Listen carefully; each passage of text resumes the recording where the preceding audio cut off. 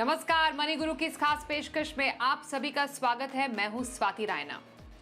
जब आप शॉपिंग करने जाते हैं तो आपके पैसे खर्च होते हैं और आप अपनी मन पसंदीदा चीज खरीद कर लाते हैं, लेकिन आज एक ऐसी शॉपिंग की बात करेंगे जिसमें आप पैसे ना सिर्फ खर्च कर रहे हैं बल्कि पैसे लगा रहे हैं और पैसे लगाने के बाद वो दुगना और तिगुना भी हो रहे हैं।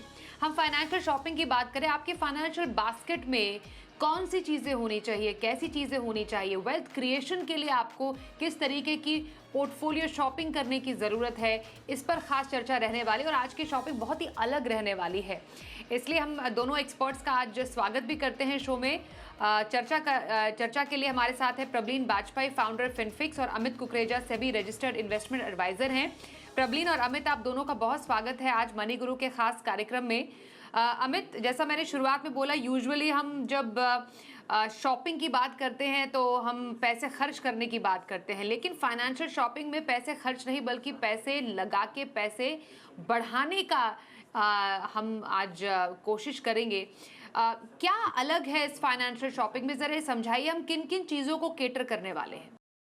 जी, देखिए ये पैसे लगाना ताकि आप पैसे बचा सकें और पैसे बढ़ा सकें, ये 2 डबल फ़ॉर्मूला है पैसे बचाने से, पैसे खर्च करने से। तो इन चीज़ों से हम ये प्लान आउट करते हैं कि आपकी जो वेल्थ बनी है या जो वेल्थ आप बनाना चाहते हैं, वो कैसे प्रोटेक्टेड रहे और उस वेल्थ की स्पीड को बढ़ाने की और बनाने की स्पीड को कैसे बढ़ाया जा सके। तो आज के शो में हम यही हाइलाइट करेंगे कि किस तरीके के ट्रेडिशनल एक्सपेंस या इन्वेस्टमेंट्स जिनको हम बोलते हैं, जिसको हम फाइनेंशियल प्लानिंग टर्म्स में बोलते हैं, कैश का आउटगो होना, जो आपको खर्च लग सकता है, एक्चुअली वो खर्च नहीं होता, वो आपकी वेल्थ बढ़ाने के और बनाने के फाउंडेशनल स्टेप्स होते हैं। तो मुझे लगता है हम इसी टॉपिक पे हम कुछ लोगों को एनलाइटन करने का एक अटेम्प्ट करेंगे, जिससे वो आगे अपनी फाउंडेशन, फाइनेंशियल फाउंडेशन को सही तरीके से एस्टैब्लिश कर सकें। बिल्कुल, तो पैसे बढ़ाना और पैसे बनाना, इसकी आज हम तैयारी करेंगे। और आप सब अपनी जो फाइनेंशियल बास्केट है वो तैयार रखिए, क्योंकि बहुत ही शानदार फाइनेंशियल शॉपिंग आज होने वाली है। और इसमें सबसे पहली जो आइटम है, जो फाइनेंशियल जिसकी ज़रूरत होती है, हम जिसकी बात कर रहे हैं, वो क्या रहे, क्योंकि कई बार हमें ऐसी ज़रूरत पड़ जाती है, कई ऐसी स्थिति आ जाती है जब प्रबलीन हमारे पास कोई मीन्स नहीं होता कि आखिरकार इस सिचुएशन को संभाले कैसे, और जब वो नीड फाइनेंशियल हो तो और भी ज़्यादा मुसीबत आ जाती है। तो ऐसे में आपके फाइनेंशियल बकेट में वो कौन सा आइटम पहला होना चाहिए? नमस्कार स्वाति। बिल्कुल, आई थिंक जैसे अभी अमित जी ने बताया कि ये फाउंडेशन बनाता है हमारी ओवरऑल फाइनेंशियल जर्नी की भी। और इसमें आई थिंक जो पहली चीज़ है जो एक्चुअली हमारे शॉपिंग बैग को मजबूत बनाती है, वो है हमारा इमरजेंसी फंड। अगर हमारे पास इमरजेंसी फंड नहीं है, तो आप ये मान लीजिए कि आपकी जितनी शॉपिंग आप करने वाले हैं, आप कितने भी एसेट्स खरीद लीजिए, आप कोई भी इन्वेस्टमेंट्स कर लीजिए, उसमें एक बहुत बड़ा छेद हो जाएगा। क्योंकि अगर आपके ऊपर कोई क्राइसिस आया, और इसका हम अक्सर बात करते हैं कि 2020 जब कोविड का समय आया था, तो सबसे एक इस चीज़ को समझने का मेरे ख्याल से सबसे रीसेंट एक उदाहरण वही है कि बहुत लोगों के ऊपर वो परिस्थिति आई जब उनके पास पैसे नहीं थे, उनकी जॉब्स चली गई, या उनका जो कैश इनफ्लो है वहाँ पे इम्पैक्ट आया, एकदम से मेडिकल के खर्चे बढ़ गए, और उस टाइम पे उनके पास उतने रिसोर्सेज नहीं थे। इसलिए अपना जो फर्स्ट स्टेप हमारे यहाँ पे है, वो है अपने लिए एक अनफोर्सीन, जो आपने सोचे नहीं होते हैं, उन खर्चों के लिए आप पैसा साइड में रखिए, ताकि किसी इमरजेंसी में, वो किसी तरीके की भी हो नेचर में, चाहे मेडिकल हो चाहे दूसरी हो, उसके लिए आपके पास पैसा हो। अब ये कितना पैसा होना चाहिए स्वाति, ये एक्चुअली हमारे नेचर ऑफ जॉब पे भी डिपेंड करता है। मान लीजिए कि आप गवर्नमेंट जॉब में हैं, तो आपको श्योरिटी है कि आपकी इनकम आती ही रहेगी। तब आपका जो इमरजेंसी कॉर्पस है, वो करीबन 6 महीने तक का हो सकता है आराम से, आपके मंथली एक्सपेंस का। पर यही अगर आप एंटरप्रेन्योर हैं और अपने एक बिज़नेस को रन कर रहे हैं, तो आपके पास कम से कम 1 साल का खर्चा होना चाहिए। पर अगर आपने अपना अभी-अभी कारोबार शुरू किया है, तब आपके पास इवन 2 साल का महीने का खर्चा, जिसमें आपकी ईएमआईज़, एसआईपी के अमाउंट्स, प्रीमियम अमाउंट्स, ये सारी चीज़ें शामिल है, वो होना चाहिए। और इसका फिगर ऊपर-नीचे हो सकता है डिपेंडिंग हमारे ऊपर कितने डिपेंडेंट्स हैं। कोई लायबिलिटीज कितनी है, अगर आपके माँ बाप भी आपके साथ रहते हैं या 2 बच्चे हैं आपके, तो आपके ऊपर रिस्पॉन्सिबिलिटी बढ़ जाती है। तो ऐसे में स्वाति, जितना हम बेटर अपने को केटर कर पाएंगे उतना अच्छा है। तो ये हमारी जो बाकी की फाइनेंशियल जर्नी है और जो हमारी हम शॉपिंग करने वाले हैं कि हमारे पोर्टफोलियो में क्या-क्या होना चाहिए, उसको हमेशा इंटैक्ट और मजबूत रखेगा। तो ये एक तरीके की नींव है और इसका एलोकेशन हम डिफरेंट एसेट्स में कर सकते हैं। जैसे कि हम अगर इक्विटी टैक्सेशन की तरफ जाएँ, तो हम आर्बिट्राज फंड्स ले सकते हैं जहाँ पे लो रिस्क रहता है। वहाँ पे आपका पैसा आपके 2 वर्किंग डेज़ में आपके बैंक अकाउंट में वापस आ जाता है। वरना इन्वेस्टर्स अपना पैसा स्वीप इन एफडीज या लिक्विड फंड्स में पार्क कर सकते हैं, ताकि आपका वो पैसा एक्सेसिबल भी हो और मार्केट रिस्क से दूर भी रहे।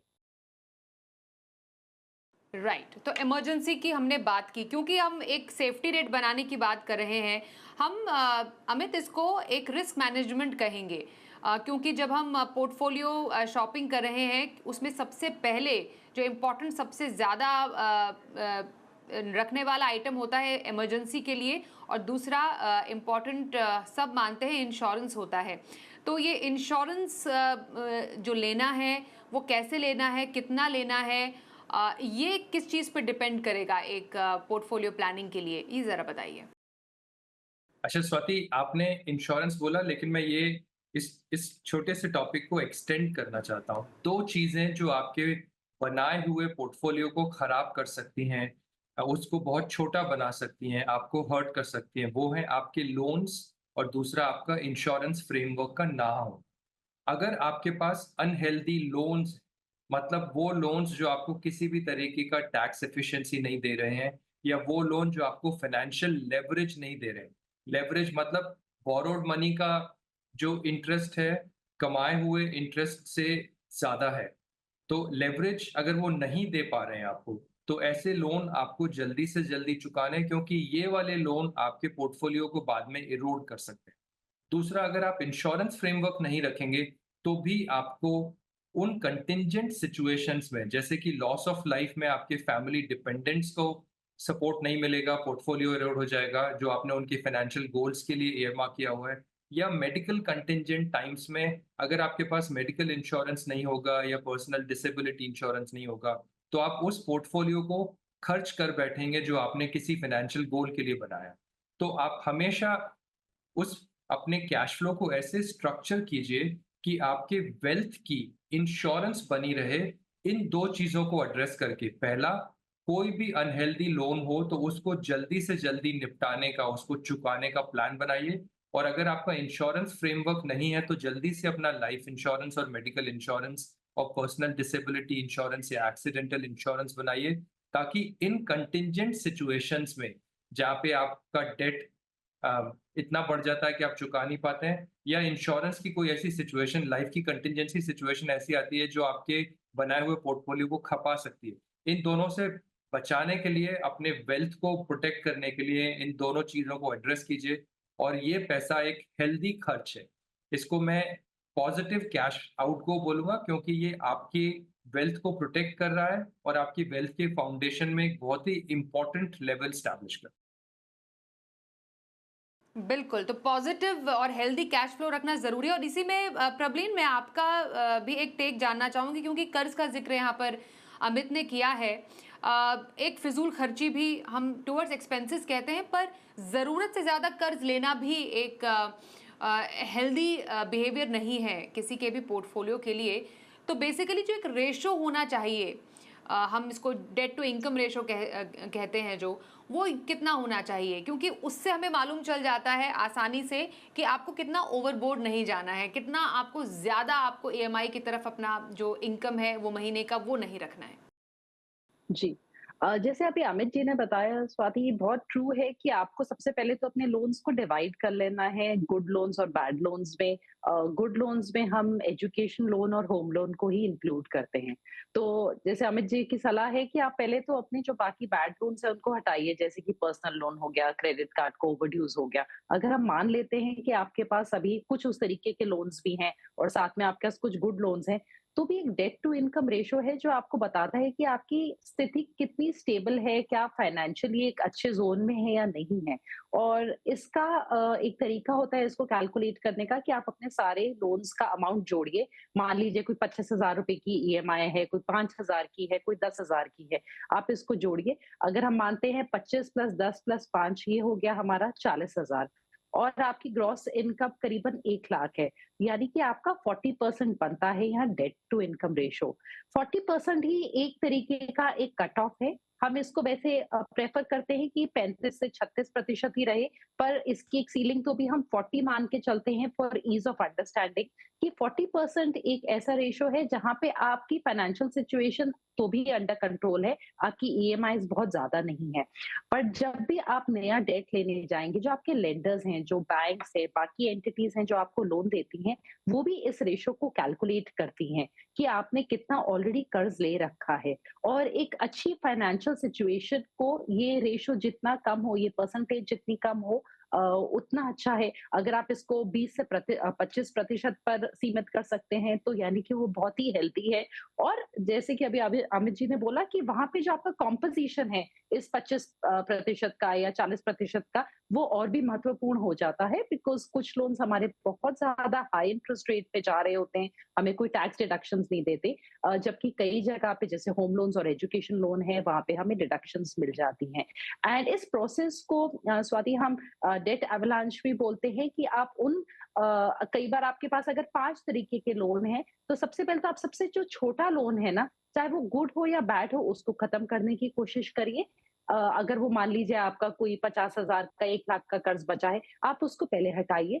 तो सबसे पहले थोड़ा क्लियर करिए अपने पोर्टफोलियो को, जो आपका डेट का पोर्टफोलियो है, उसके बाद उनको डिवाइड करिए गुड और बैड में एंड डेफिनिटली उसके बाद उसको आप क्लियर अप करना शुरू करिए। बट एक 40% एक लिमिट है जिसको डेफिनिटली हर निवेशक को माइंड में रखना चाहिए अपनी फाइनेंशियल हेल्थ को गेज करने के लिए।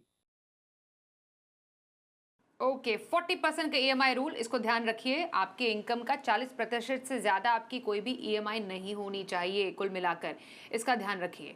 अब एक ऐसा आइटम शॉपिंग कार्ट में डालना ज़रूरी है अमित, जो कि लंबे टाइम के लिए वो आइटम है वो आपको पैसा कमा कर भी दे। और जब हम लंबे टाइम की बात करते हैं तो हमेशा हमें इक्विटी ध्यान में आता है। तो ये जो इक्विटी जैसा जो एक शानदार जो एक प्रोडक्ट है, फाइनेंशियल प्रोडक्ट है, वो कैसे किसी के पोर्टफोलियो के लिए शानदार साबित होता है, कंपाउंडिंग का फ़ायदा होता है, और कैसे इसको हम सबसे ज़्यादा बेहतरीन प्रोडक्ट मानते हैं? देखिए, इक्विटी इन्वेस्टमेंट एक ऐसी इन्वेस्टमेंट होती है जो आपके कंट्री के इकोनॉमिक डेवलपमेंट से टाइटली लिंक्ड होती है। जैसे जैसे अपने कंट्री का जीडीपी बढ़ेगा, ग्रोथ बढ़ेगी, वैसे वैसे इन्वेस्टमेंट या वो निवेश जो हमने कंपनीज में लगाई थ्रू म्यूचुअल फंड्स या थ्रू डायरेक्ट इक्विटी, वो सब बढ़ती है। पिछले 10 साल में जो हमने स्टॉक मार्केट में ग्रोथ देखी है, जो इंडेक्स में ग्रोथ देखी है, जो कि ये दर्शाता है कि हमारी टॉप परफॉर्मिंग कंपनीज कैसे कितना अच्छा कर रही हैं, क्योंकि हमारा कंट्री अच्छा कर रहा है, क्योंकि हमारे पास एक यंग टैलेंटेड वर्कफोर्स है, क्योंकि हमारा डेमोग्राफिक डिविडेंड इतना स्ट्रांग है। तो जैसे जैसे कंट्री की ग्रोथ स्ट्रांग होती है, कंसिस्टेंट होती है, वैसे वैसे आपकी इक्विटी में लगाई हुई निवेश भी बहुत अच्छा परफॉर्मेंस डिलीवर करती है, जो आपके फाइनेंशियल गोल्स तक आपको जल्दी पहुंचाता है। तो हमेशा आप इक्विटी की इन्वेस्टमेंट अपने फाइनेंशियल गोल से मैप करके करें। पहली बात, सिर्फ ये ना देखें कि आपको रिटर्न्स मैक्सिमाइज करना है, आपको ये देखना बहुत जरूरी है कि मुझे ज्यादा से ज्यादा रिटर्न्स कितने टाइम में चाहिए, और क्या वो जो मिनिमम टाइम होता है इक्विटी में इन्वेस्टमेंट करने का, क्या वो मेरे पास है, जो कि 6 से 7 साल होता है। इक्विटी में आपको डबल डिजिट ग्रोथ देखने को मिला है। पिछले 1.5 साल में तो कुछ ज़्यादा ही स्ट्रॉन्ग बुल रन देखने को मिला है। काफ़ी लोगों की मतलब काफ़ी लोगों को स्ट्रॉन्ग रियलाइज़ेशंस हो गया है कि उनको म्यूचुअल फंड्स या इक्विटी इन्वेस्टमेंट ज़रूर करना चाहिए। इक्विटी आपको फास्टेस्ट कंपाउंडिंग देगा। इक्विटी आपकी कंट्री की डेवलपमेंट से आपको एक अच्छा कंसिस्टेंट परफॉर्मेंस डिलीवर करेगा, और अगर ये दोनों फैक्टर अच्छे होंगे तो आप अपने फाइनेंशियल गोल्स तक जल्दी पहुंचेंगे। और आई थिंक वही फाइनेंशियल प्लानिंग का सबसे बड़ा उद्देश्य होता है कि हम अपने फाइनेंशियल गोल्स तक जल्दी से जल्दी पहुंचे, ताकि हम फाइनेंशियल फ्रीडम अचीव कर सकें, ताकि हम अपने जिम्मेदारियों को जल्दी से जल्दी पूरा कर सकें, और ताकि हम अपनी लाइफ में वो सब कर सकें जो हम अभी पैसे के अभाव की वजह से नहीं कर पा रहे। Equity investments is your tool to help you reach your goals faster. Products तो बहुत सारे हैं। अगर इन इक्विटी इन्वेस्टमेंट से आपको टैक्स एफिशिएंसी मिलती है, जो कि मोस्टली मिलती है, तो आपके लिए और भी आसान हो जाती है जर्नी, आपका रिटर्न और भी मजबूत हो जाता है। तो आप अपने इक्विटी इन्वेस्टमेंट्स को प्लान करें और डेफिनेटली करें, क्योंकि आने वाले 10 साल हमारी कंट्री के लिए बहुत ही स्ट्रॉन्ग ग्रोथ ओरिएंटेड 10 साल है। और मुझे लगता है जो हमने रिजल्ट पिछले 10 साल में अचीव किया है, शायद हम अगले 10 साल भी बहुत आराम से और बहुत कंसिस्टेंट मैनर में डिलीवर करेंगे। तो इक्विटी एलोकेशन एक अच्छा रिजल्ट देगा। आपकी फाइनेंशियल गोल्स तक पहुंचने की जो आपका जो सफर है, वो बहुत ही सुहाना होगा और बहुत जल्दी आप उन चीजों को हासिल करके खुशी और फुलफिलमेंट एक्वायर करेंगे, जो आप काफी टाइम से जिसके लिए आप प्लानिंग। एब्सोल्युटली। चलिए एक ब्रेक के लिए यहाँ पर रुकते हैं, आगे भी इस चर्चा को जारी रखेंगे, बने रहिए हमारे साथ।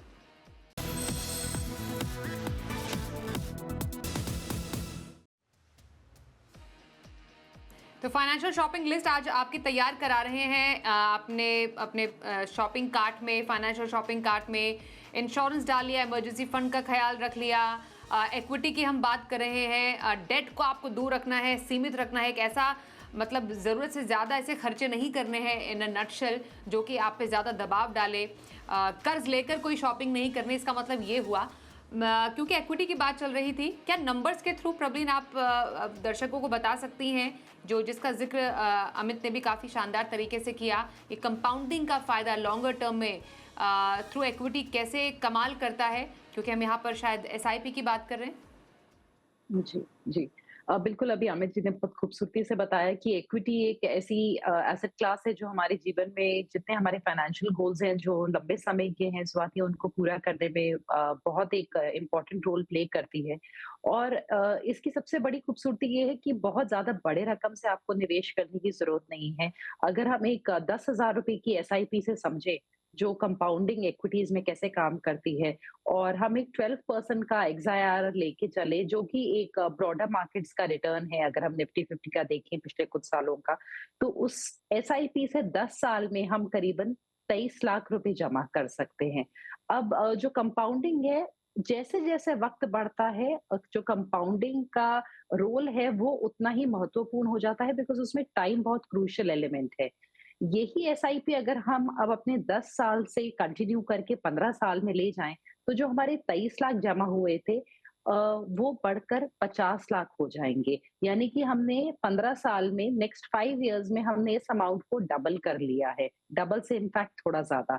और अगर इस एसआईपी को हम 20 साल के लिए कंटिन्यू करें, सेम 10,000 की एसआईपी को, तो हम 1 करोड़ की रकम जमा कर लेते हैं। और मेरे ख्याल से ऐसे बहुत निवेशक होंगे जो 10,000 की एसआईपी से शुरुआत कर सकते हैं। और जैसे वक़्त बढ़ता है, अगर यही हम 20 साल तक कंटिन्यू करें, तो हमारा 1 करोड़ बढ़ के करीबन 30 साल में हमारे यही 1 करोड़ बन के 3.5 करोड़ बन जाता है स्वाति। तो यानी कि जैसे-जैसे टाइम एलिमेंट हमारा बढ़ता है, वैसे ही जो रकम हम जमा कर पा रहे हैं, वो हमें इन्फ्लेशन एडजस्टेड रिटर्न्स दे रही है, बिकॉज़ यहाँ हमारे रियल रिटर्न्स पॉजिटिव हैं, जो रिटर्न्स हम इन्फ्लेशन के ऊपर कमाते हैं। और यहीं अगर जो निवेशक उस 10,000 की एसआईपी में थोड़ा इज़ाफ़ा करके स्टेप अप कर पाएँ, सालाना कुछ 10% से अगर अपनी एसआईपी बढ़ा लें, तो 10 साल में वो करीबन 33 लाख रुपए जमा कर सकते हैं। 15 साल में 50 की जगह वो करीबन 90 के तकरीबन पास का एक फिगर है, 90 लाख के करीब वो जमा कर लेंगे। और 20 साल में 1 करोड़ की जगह वो ऑलमोस्ट 2 करोड़ जमा कर लेंगे। और इसकी जो खूबसूरती है, 30 साल में स्वाति, जो 3.5 करोड़ का फिगर था, वो करीबन 9 करोड़ का बन सकता है। यानी कि जो कंपाउंडिंग है, ये एक मैजिकल फॉर्मूला की तरह काम करता है। और छोटी रकम को आप अंडरमाइन मत करिए। अगर आप रेगुलरली इन्वेस्टेड हैं, आप मार्केट्स में समय दे रहे हैं और उतार-चढ़ाव दोनों में बने हुए हैं, तो इक्विटीज़ से ज़्यादा बेहतरीन तरीका आपको अपने फाइनेंशियल गोल्स को अचीव करने के लिए और वेल्थ क्रिएट करने के लिए अपनी शॉपिंग लिस्ट पे बिल्कुल मिल नहीं सकता। राइट। बिल्कुल, ये तो सब निवेश की बात हो गई अमित, लेकिन कई बार ऐसे भी हमारे खर्चे होते हैं जो हमें अपने लाइफस्टाइल पे खर्च करने होते हैं, अपने शौक पूरे करने होते हैं। और हर कोई चाहता है कि अपने शौक पूरे करे, आज नहीं करेंगे तो कब करेंगे। तो इस पूरे प्रोसेस में ये जो कुछ ऐसी खुशी की बातें होती हैं जो इंस्टेंट हमें ग्रेटिफिकेशन देती हैं, उस पे कैसे खर्च किया जाए, कितना खर्च करना चाहिए? देखिए ये अ, बहुत अच्छा सवाल है और मैं अपने ऑडियंस को ये बोलना चाहता हूँ कि प्लीज़ अपनी डिज़ायर्स को सप्रेस मत कीजिए। अपनी डिज़ायर्स को थोड़ा-सा इवैल्यूएट कीजिए। उस चीज़ पे या कोई भी ऐसी चीज़ जो आप खरीदना चाहते हैं, उसको देखिए कि वो चीज़ आपकी लाइफ़ में कैसे वैल्यू ऐड कर सकती है। जैसे कि गैजेट फॉर एग्ज़ाम्पल, गैजेट हम सबका बहुत टाइम सेव करता है, हमारी रीडिंग हैबिट को इम्प्रूव करता है, हमें अच्छा कंटेंट का सब्सक्रिप्शन दे सकता है, जिससे हमारी लर्निंग एंड डेवलपमेंट होती है, जो हमारे करियर को एडवांस करता है।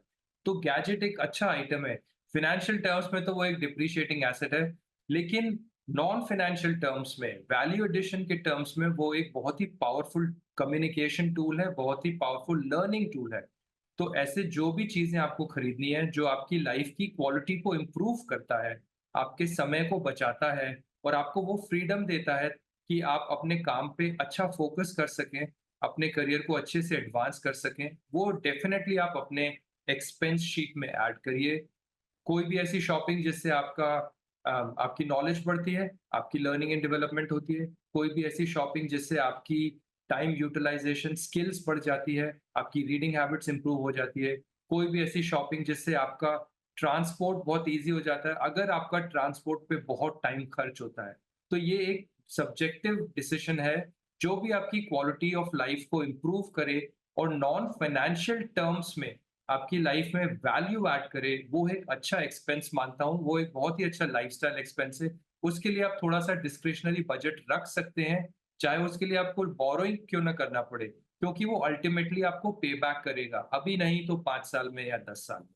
तो सब्जेक्टिव कॉल है, प्लीज़ इवैल्यूएट कीजिए, अपने डिज़ायर्स को सप्रेस मत कीजिए, बट हाँ, उसकी वैल्यू एडिशन को असेस करते हुए हुँ, उस पैसे को खर्च कीजिए।